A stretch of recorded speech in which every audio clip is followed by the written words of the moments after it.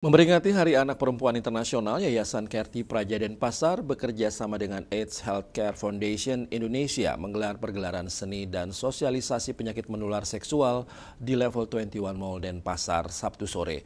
Kegiatan diikuti pelajar SMP, SMA Sekota Denpasar ini diisi dengan berbagai penampilan seni anak dan remaja sekaligus menjadi ajang edukasi kesehatan reproduksi dan kesetaraan gender.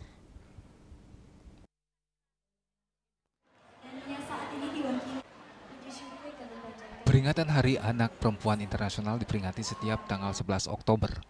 Peringatan ini diinisiasi oleh Perserikatan Bangsa-Bangsa pada tahun 2011 dengan tujuan untuk mengakui hak-hak anak perempuan dan tantangan unik yang mereka hadapi di seluruh dunia. Sejak tahun 2022, Yayasan Kerti Praja YKP dengan dukungan AIDS Healthcare Foundation AHF secara rutin menyelenggarakan peringatan Hari Anak Perempuan Internasional. Melalui kegiatan ini, masyarakat diajak untuk lebih peduli terhadap peran dan perlindungan anak perempuan dalam kehidupan sosial. Ketua Yayasan Kerti Praja Denpasar, Dr. Desak Made Putri Pidari menyampaikan masih banyak anak perempuan yang mengalami diskriminasi, kekerasan fisik maupun seksual, serta keterbatasan akses pendidikan. Karena itu, peringatan ini menjadi momentum penting untuk memperjuangkan hak-hak anak perempuan agar memperoleh kesempatan yang sama dengan anak laki-laki, termasuk dalam hal kesehatan dan pendidikan. Oleh karena itu, diperlukan dorongan dan dukungan untuk memberikan peluang bagi perempuan dalam menghadapi perbedaan dan tantangan yang berbasis gender, seperti pernikahan anak, kesempatan belajar yang buruk, kekerasan dan diskriminasi.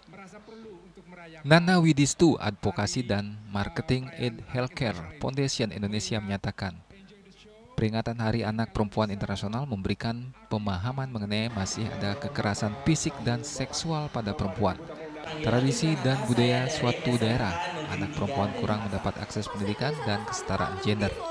Stigma ini mulai dihilangkan bahwa anak perempuan mempunyai hak sama dengan anak laki-laki.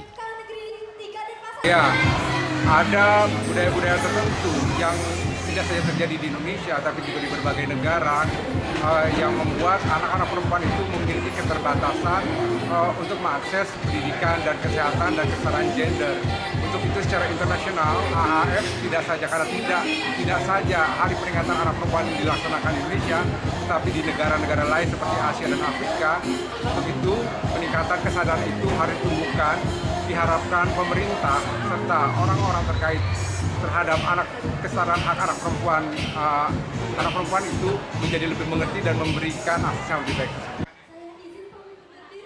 Ida Ayu Ketut Pujayani Subawo, peserta Hari Anak Perempuan Internasional, berharap melalui peringatan ini anak perempuan mendapat posisi sama di pekerjaan, pendidikan.